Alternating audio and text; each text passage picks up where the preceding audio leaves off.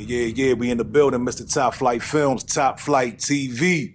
I'm in the building with Last Up Close. How you feeling, big dog? Man, I feel wonderful just being here, man. It's a good vibe. Yes, indeed. What's going on with you? Well, I'm working on my third film. It's like the trilogy. I have two prior films that we're going to take transitions out of and incorporate with new footage. Okay, hold on, slow down. I want to get to that. Okay. Where you from, bro? I'm from D.C. originally, but I've been up here in West Virginia for like 15 years. Okay. Yeah. What was it like growing up in D.C.? It's rough, man. The schools were bad. I don't know. It was a lot of fights. I really didn't pay attention in school too much. Mm-hmm. You know, I went to school for lunch and get my girlfriend, take her home, you know, that type of shit. You know, but things have changed. I'm in college actually right now. Okay, cool. So, all right, so you grew up in D.C. and how did you end up out here in West Virginia? Well, I came up here basically. I'm a veteran, a war veteran, and I was having some problems with PTSD. And when my father was alive, he suggested that I get some help. And I came up here, and it just was a transformation, man. I got my disability 100%. I got to open up and talk about the things that happened in the war. You know, I got my drug addiction under control because I did a lot of drugs, man.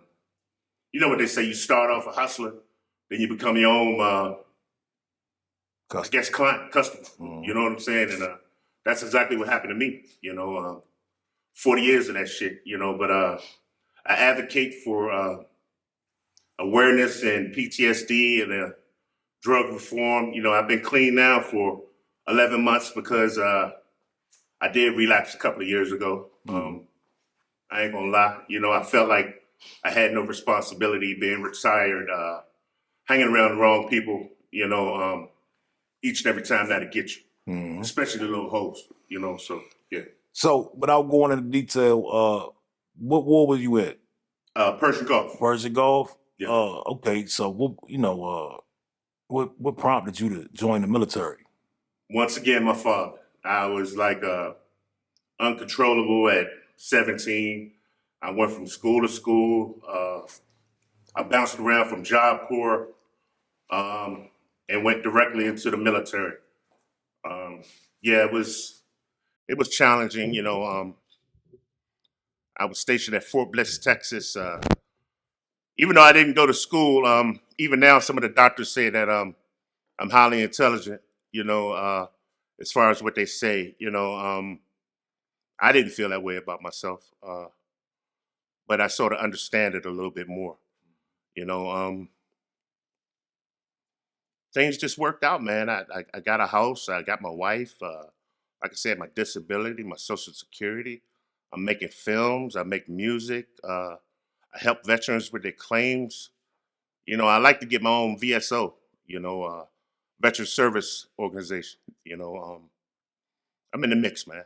I'm just trying, man. I'm trying to get it just like you, Flight. My bad. All right, so you go to the Persian Gulf. So where they fly you to? But that's not Afghanistan, is it? Where is that? Well, yes, it is. It's right by Kuwait. You know, we were stationed pinpoint, not too far from Kuwait. In fact, we did some demolition on some bridges that were over there, and you'd be surprised, man. Over there, I don't agree with the war. I think it was some selfish shit, but I had no choice but to go. You know, and I laid some motherfuckers down. You know, and that's where the problems came in as far as the PTSD, because I spent like when I came home, I was like really fucked up behind it, man. You know, I started the drugs, I started drinking. You know, I recall having nightmares about the things that I did. You know, and I just look at it differently now. You know, so yeah, it took some time. Yeah. All right, boom. So you get home from the war, and then would you go to next? Did you automatically retired or? No, it took some time to get there to that point. I came back home to DC actually, and I got a job with the government printing office, and I stayed there for a couple of years. And just like a lot of the jobs after the military, I stay a couple of years and end up having an outburst or cuss somebody out. And I didn't understand, even fights, and I lost a lot of jobs that way, and so far they deem me unemployable, but I could work for myself. I'll never work for the white man again or any man. I don't want to make it seem like I'm prejudiced or anything like that, but I came from the old school. You know, um, if you have pride in yourself, I got pride in myself, and my people, you know. That's right. So you get to Martinsburg.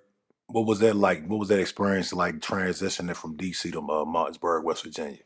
I mean, it was slow, you was considering it the racism that were, people talked about in West Virginia, but actually I didn't encounter much of that, you know. But shit was messed up a little bit with the nepotism on the job, and I found myself creating a problem within that. I mean, we had a husband and wife supervisor team on the same damn shift, and they supervisors. How are you supposed to advance on a job with shit like that going on? So I actually put a civil suit on them because they was fucking with me because I used to tell them, kiss my ass, motherfucker.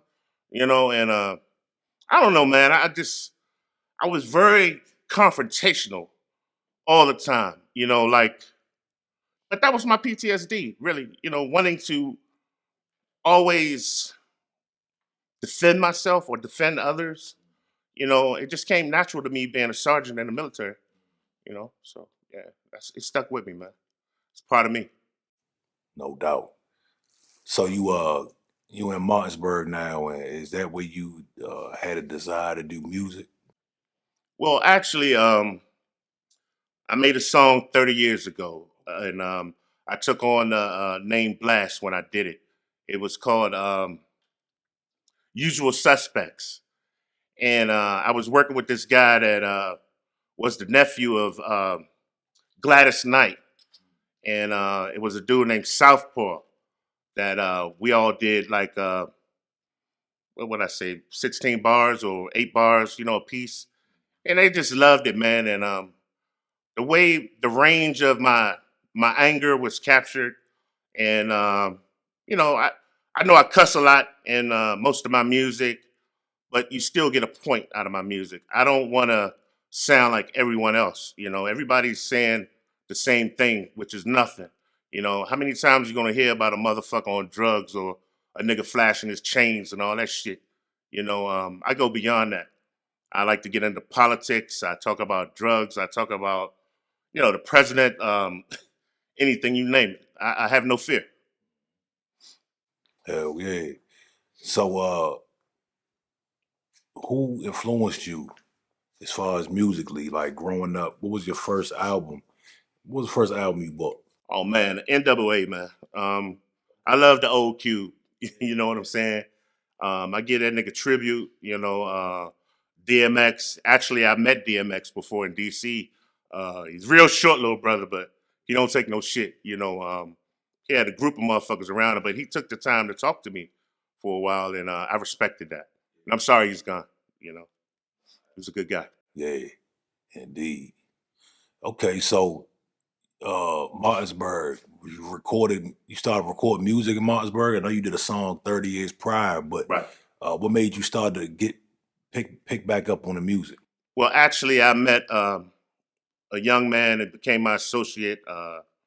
We became very tight from 2H2H, and we did some music, and we also did the movies together.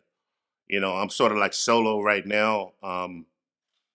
I feel that we've both outgrown each other, and I would never jeopardize or talk about a man other than in his face, and I still respect him, I still love him, and I wish the best for him, but we just outgrew each other, and I'm doing my own thing now. So what's the music scene like in Martinsburg? Is it Oh shows? man. Is it a lot of artists? Is it I mean, you got some quality talent out here, but every man is for themselves out here. You have no unity, no balance. Nobody's doing shows T-Mac used to do them, but I mean, I don't think he's doing that in the area anymore. Um, we got some real talent, man. Seventh Born, a lot of things came out of the house of 2H2H, and which is good. He's one of the best engineers out here. I'm not gonna discredit that, but yeah, shout out to Dip, man. Fuck it, yeah. I ain't mad at you, baby. I'm always gonna love you, whatever, but yeah, man. The music came naturally. I freestyle everything. I try to be a big boy, no pen, no paper. You know what I'm saying? And that's how I go up in the joint. But I know I need to stop the cussing or slow down on it. You know what I'm saying? It's a lot of motherfucker, but I find that I could bounce off of that word or curse words. You know what I'm saying? Like I said, it's the anger, but it's also therapy to me. So you mentioned no unity in the area, and I hear that a lot. I hear that there's no unity in these areas. And what's your idea? And what does it look like? What does unity look like to you? Unity looks like me making it, me bringing up my homeboys that's with me, my niggas that stood beside me that tried to encourage me. You find in some places the nigga that's standing right beside you is hating on you. Don't give a fuck about you. Don't want you to win. It's a doggy dog world. You don't get compliments from the people that you think you should. Especially on social media. But you always hear them crying that they want support and all this type of shit, but yet they give it to no one other than themselves. So yeah, I peep that. Come on, come on. I like that. I feel the same way. I encounter a lot of artists that talk about support and lack of Right. support, and let me tell you, I support a lot of my artists, man. So I'll post some shit, right, on something of my own, and the same artists that cry about support that I supported through the Hmm. years, they won't even support my shit. You know it. But let's keep it real, man. I feel like artists gotta accept that shit and Right. keep pushing. Artists gotta really Exactly. say, you know what, man, it's a dog eat dog world. I'm out here on my own. That should be more motivation to grind. That's where I'm at with that. You know Yeah, what I'm me saying? too. That should be more motivated because the reality is once people see you getting some motion, man, then they gonna bring the support. I don't Exactly. even like the word support, to be honest with Right. you. I try to stray away from that word as much as I can Yeah. I never because begged for it either. the thing is, I want to provide a service. Yes. I don't see when I go to the mall, right? I'm not supporting the Nike store. Mm. They have some shit in there that I want. Right. So, my theory is and my logic is I need to provide something that people want. I don't want them to support shit. Support is for cancer patients. Do you that's my motto, dog. But I feel what you're saying. But I really want us to look at that though, man, so we can just get on our goddamn grind and just Yes. keep pushing, man. Yeah, so all right, bet. So you dabbling in film now. Talk about the film work. What prompted that? What brought that on?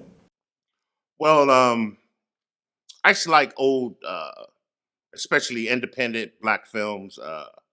I grew up watching Buck and the Preacher, JD's Revenge, Cooley High. Things that I always admired.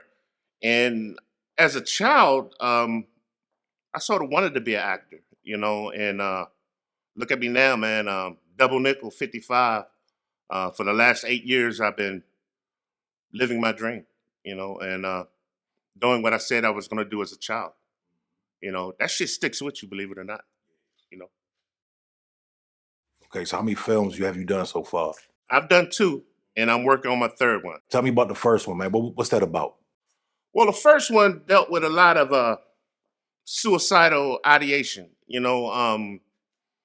It dealt with the pain of me spazzing out. We captured a lot of things in the woods, and it was a cart that came in the second movie. Um, and the third movie is going to be actually my man in a uniform that's tormenting me. And we're going to make it a little more, almost a bounce of horror. I go for shock effect in my music. and in my films, because if I can grab your attention in the first 5 minutes, 9 times out of 10, you're going to watch the entire movie. And up until now, I've been making short films, 25-minute films and stuff like that. But in this film, since I've been working, I have my own soundtrack. Uh, we have enough material to where it's going to be like an hour and a half or more. Um, I just paid the film crew. I'm working with new people now, and I'm getting adjusted to that. Just like you, man. I've always had a desire. I always knew who you were, but I was content where I was at, and I'm just glad, the universe brought me to you, because the videos that you did for me, man, are exceptional, man. You have an eye, and then you have community balance, and also you deal with big people, man, and a million views. Who wouldn't want to get with you, bruh? To showcase their shit. It's not only that. You're a real humble and decent guy, man, and I just want to tell you that, man. I like fucking with you, man, and if you want this money, I'm gonna give it to you. That's what's up. All right, so you got any plans on where you want to platform these music? I mean, these movies. Where are they going? They going to Netflix? They going to Tubi? They going to YouTube? What we doing with the movies? Well, I have a team. A lot of it is on social media, but I've been trying for the last couple of years to get into the VA system, to maybe showcase the film for some type of therapy regarding PTSD. I ran into a lot of red tape, but in the process, I met a lot of friends in high places, a lot of doctors with the credentials, PhD, that's written up good things for me. I'm no longer on drugs. People take me very seriously now. I take myself seriously now. You know, um, and what I want to do is email it out to senators. I'm going over the top of the VA system. I'm going to contact some old directors that I know, Mr. Tim Cook. He's out in Florida. Mr. Rivera. I just have to research these people and make sure it gets into their hands. I'm sure that they will help me. Get this out. Oh, and another thing. I go to Blue Ridge, and the class just did a thesis on my second movie, which I'm very proud of. And they actually sent a letter on my behalf to the VA system, but we haven't heard back from them. They're going to talk about the HIPAA law and this and that, and it's just a deterrent because you think about all the money they waste, $200 on 20 pens. Research that shit, man. It's ridiculous. At my school at Blue Ridge, they just did a thesis. My class actually, in the English department, as far as my second film, Blast Up Close, which is very well liked. A lot of people are still talking about it. You know, um, Actually, I want to incorporate it into like some type of study, uh, maybe statewide, as far as mental awareness and to let civilians know, because there's a lot of veterans out here, a lot of people, family members, even you or even the young man right here, probably have veterans in their family. We're worldwide, man, but I want us to look after each other, just like we did overseas. I have another project called Turning Leaves, um, and that is specifically for veterans getting together and helping each other. We have like 25 members so far, and I'm going to figure out some type of way to broaden that, to go outside of Martinsburg, outside of Hagerstown, and reach, reachable or obtain the type of numbers that I really want. It's coming, man. Let me ask you because I'm glad you said that. Uh, Being local, right, and being in a one small area, what do you think is key in order to break through to a national platform? What do you think needs to be done for somebody to surpass the title of local? Right. What tools do you need, or what investments do you think that takes? We got to have a heart for one thing, and you got to stand out. You have to have a passion for it, and you also have to have talent to some degree, But I feel persistence is the key to any type of thing that you want to obtain. Consistency. It's a hit or miss sometimes in the studio, but for the most part, uh, 3 out of 4 songs, 3 is going to be hits when I fuck around in the studio. And I'm more clear headed now, without the alcohol, without the woolies, without all that shit. Yeah, man. Yeah. I also written a book. I've been doing a lot of shit, man, because I got the time on my hands, man. But God got something good for me, man. All right, boom. So we talked about the local scene. Um, what? Okay, so you doing a lot, man. As far as music and as far as films, man, what would you suggest? What would your suggestions be for somebody that wants to go into these endeavors, man? As far as music and um film, what would you suggest to them? I don't know. I would say choose one. Don't burn yourself out. Find out which one you have the greater passion for, Hmm. and then incorporate the other one. That's what I did. I didn't go out on a limb and just say I'm going to do movies and music. It came naturally. From my surrounding, watching other people go up in the booth, and I'm saying to myself secretly, shit, I could do that. You know what I'm saying? And mastering things in your mind. I'm always thinking of bettering myself, or not greedy as far as money wise, but I just want to better myself, and I want to leave something for my grandkids, man, and my wife. I want to make sure that they're straight. I'm not getting no younger. You know, Right. I still So, feel good. so from what I understand, everything you do is a freestyle, Yeah, or you don't write nothing. nah, it's like I will rehearse maybe some lines in my mind, or be around the house, say a couple of things, and Hmm. I'll just make sure I drag off Hmm. of something that I did, and I'll bounce off of that. Yeah. But what I do need to improve on, like I said earlier, is the cussing. A lot of people that's supporting me. I even had a brother from Maryland wants to do a song with me. I felt very flattered when he said that and contacted me. It is getting better. This video, Promised Land, that we got coming out, man. I think that's going to solidify me as being that nigga. You know what I'm saying? Because it shows no fear. It shows great topics. It's going to be a beautiful video, and I think that's going to be the thing that makes my mark. Even though I have like 10 songs, 11 songs over the years, you're only going to hear portions of them in the film that's coming up. Because I don't want to make it a musical, but I do want some of my songs to stand out. Hmm. Yeah. No doubt. So, as far as because I'm really meant to ask you, how did you get your name, dog? Last approach. Yeah. Like I said, with the first time that I was working with Gladys Knight's people in Southpaw, that's the name I signed on the CD. We were doing CDs back then. That's how old that shit is. And I stuck with it, man.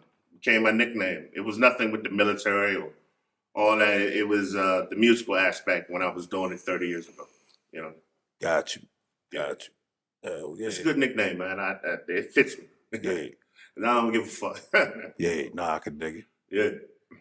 Okay, so what else you got coming up in the future, man? What I have coming up in the future is a degree, man. I'm like 12 credits away from my associates. Dope. That's dope. Ever since separation, I've been going to school, man. I've been preoccupying myself. I used to be scared to go back to school. Me being like an older man, I'm even older than a lot of the teachers. Hmm. But I could do it, man. When my mind is clear and I focus, anything's possible, man. You Mm-hmm. know, as a people, especially Black people, we are very creative. Mm-hmm. People dismiss that about us, Mm-hmm. but I want to bring it back to the forefront. Mm. Exactly who we are. Come on. You know, Black Hebrews. You know, if you want to really get down to it, we're the original people, man. Don't let them lie to you no more. Got you. Hey, I seen on a post recently. You said that you may be offended or you have lost some fans because of your content. Talk about that, man. Well, basically, man, some of the cats that, well, I still have the pretend behind the scenes support. Well, maybe not with everyone, but you know, I have a verse in there where I say, took them crackers out of the cave, taught them how to wipe their ass. You know, you'll hear it when the video comes out. I think that some people were offended by that, even Mm. though I have white friends. Even though I've gotten support from white people, sometimes more than my own people. You know, I don't judge people by their skin color. You know, I judge you for who you are and how you treat me. You know, but I think I lost some fans with that one, but I really don't care. I think I gained some as far as the fear aspect. This motherfucker's liable to say anything, you know, and that's my creativeness. What's happening now in the music industry on a bigger level? We're about to get the second wave of niggas that's coming out, you know, and they're going to be more susceptible to the demonic things that's at the top, you know, the rituals of embarrassing themselves. And some of them are eager to even get there, you know. I just can't wait till we have some labels, some big people, you know, that's doing the things that they should have done. Some of our people that you idolize. I'm not gonna name no names, but I mean, look at the people that's getting in trouble, man. You know, it's a game. You know, with the owners, with the music labels. You know, they taught them guys some rituals, man. You know, I'm not gonna say whether it was right or wrong, but I just don't want to participate in no shit like that. You know, I'd rather remain where I'm at. You know, versus than I don't know, man, just sell myself out, man. Fuck that, man. Nah, I love myself too much, and I love God. You know, yeah, I ain't going out like that. Absolutely. So you mentioned the Hebrews. Are you affiliated with the Hebrew Israelites or? Well, I want to learn. I am a 33rd degree Mason. Well, well, they recruited me in when I was in my 20s. As soon as I came out of the military, I was in Pythagoras Lodge in Rockville. You know, I don't know, man. It was very enlightening. I think that the Masons are getting a bad rap right now as far as what people uh, actually that don't know consider about Masons. Actually, Masons are keepers of light, you know, not darkness. So when you hear that shit, you know, certain realms, you know, I'm sure there's other levels, and I know there are other levels other than 33rd degree. But I remain in the Blue House, you know, under Hiram Abiff. You know, I admired him. I think there's two sides, and there's like a struggle within the Masons. Right now, you got your good and you got your bad. You know, just like people. You know, actually, my belief is everything's inside you, man. You know, that godly presence and the evil presence. You know, it's just on how you want to live. So break down the Masons for me, man. Online, um, YouTube, other sources. You hear so many things about the Masons. What exactly do the Masons do? They help the community, man. Believe it or not. Like I said, you can't believe social media, everything they're saying. The depiction of some of the things that's going on are false. You know, actually, the devil was a liar. You know, I've never encountered the aspect of evilness. In fact, a lot of teachings are from the Bible, King Solomon days, Herman Biff, ruffians, all these things. You go from apprentice fellowcraft to master mason. It's a process. You have to be voted in. You can be blackballed. There's no homosexuality in the lodges that I've encountered.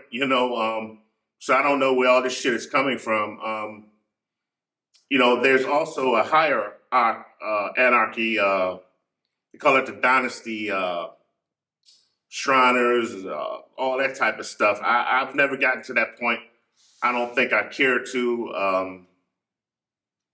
In fact, I'm in the process of getting my demit, and maybe join the Brothers of Harmony up here in Maryland, but it's a process. My paperwork is damn near 30, 35 years old. I'm not sure if it's in a system, but clearly I know all the handshakes, gestures. I could throw the judge a sign if I ever get in trouble. I might just walk the fuck up out of there.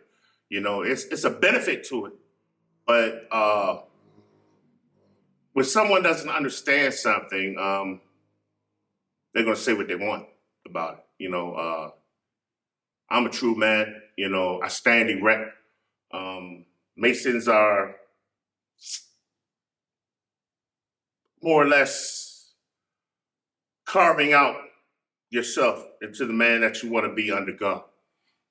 I'll leave it at that. I'm not going to say anything that's going to get a phone call or, really we shouldn't be talking about it unless you want to join, But yeah, it's a process, man. It's a process. It was a good process. It was a good learning experience. It's like a fraternity almost, clandestine Masons are the white lodges. Free and accepted Masons are predominantly the black lodges, and they coexist, but they still remain separate, So, yeah, that's about all I'm going to say on that, brother. No doubt, respect. Tell me about I saw you endorsing a clothing line not long ago. Tell me about that clothing line. Oh, man, $1 million motive, man. I got a closet full of that shit. In fact, these $1 million motive, the shirt, everything other than the shoes. I mean, they just recently came out with socks. The owner of that company, his name is Angel Perez. They're out in San Diego. I have him on my phone. We've talked numerous times. In fact, how I met him, I took it upon myself to do a promo video with Remy White. And we had the clothes on. I mean, it was very wonderful. When I sent it to him, man, he loved it. And actually, he was going to buy the song. He spent like $1,800 on his lawyers. And where I was at, I mean, I don't know much about producers or anything like that, at least not at that time. But when he requested everyone's address, the producer was like, nah, I ain't giving that motherfucker my address. He didn't understand the importance of this is how you conduct business. So I stopped fucking with him, and then I didn't get the proper advice as far as to, get somebody else to redo the fucking beat, then make comments, but everybody wants $1 million right off the jump, but not willing to have the patience to get there. Yeah, he didn't give us big numbers as far as a commercial we might do for him. He's a fucking millionaire. That's what they do. The best advice Mr. Perez gave me is don't give away shit for free. And that stuck with me. He sent me out of gratitude a case of shirts that I sold and went through. I made a little bit in my pocket. You know what I'm saying? I want him to do it again. In fact, I would like for us to get into the school system, but my schedule with school, this movie, my marriage, my granddaughter, I just need to slow down, man. I don't want to burn myself out. You especially know what a working man does. You're constantly on the grind. just as well as I am, you know. But the purpose of that is we're going to get there as long as we keep that mentality. I see it in you, and I hope you see it in me. You know, yeah, man, it's going to be good. My man, tell the people where they can find you, bro. Well, you can find me under Big Ed Productions on Facebook, under Brian Barnes on Facebook, as well as IG. I really didn't put a lot of things in a TikTok yet, but I'm going to get there. There was always a fear with the social media shit. I didn't understand it, this and that. But since the fear has been lifted, you know, I'm learning how to do things. And I do have support now, better support, you know, and you're going to see me all over the place, man. In fact, I also have a page called Turning Leaves, where we talk about therapy. I'm willing to help veterans with their claims. In fact, I've given a lot of advice for veterans to get their percentages and stuff like that. You know, that's what I like doing. You know, I'm always going to advocate for veterans because I always wanted somebody to advocate for me. Well, man, we appreciate you coming through. All right. Good luck to everything you're doing. You know, Top Flight TV is here for you. Yeah, man, we appreciate you. Anything else you want to plug before we go? Yeah, believe in yourself, man. It's never too late for your dreams. You know, if you think about them hard enough, the majority of the time they come true.